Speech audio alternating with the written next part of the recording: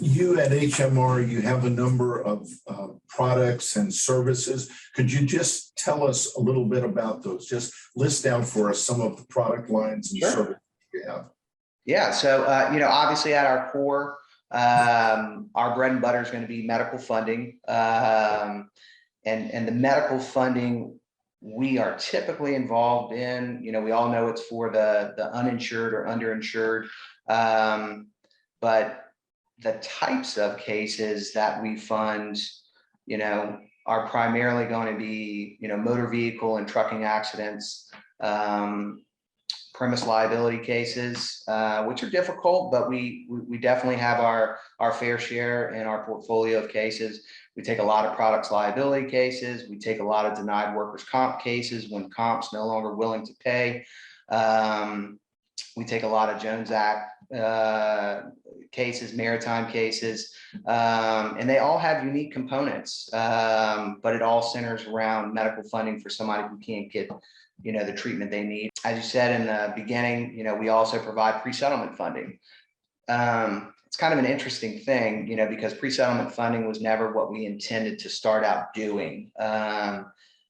You say pre-settlement funding to a lot of lawyers and law firms. They kind of look at you with that side eye because they think you're a loan shark, and so you almost, I become sometimes reticent to push that, even though it's a necessity, because I think there's a negative connotation that comes with pre-settlement funding when lawyers think about what it is or what it could be.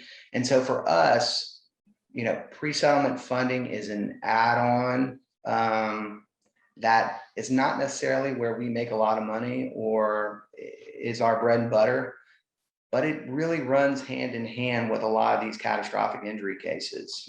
Sure. You have a family that can no longer provide for itself, and they can't go to the bank and get a loan. Depending on what state you are, the lawyers can't lend them any money, and so it becomes a necessary product. And I think our rates are sub 3%. And so again, I'm not going to make a ton of money, but it's definitely a service and a product that we can offer.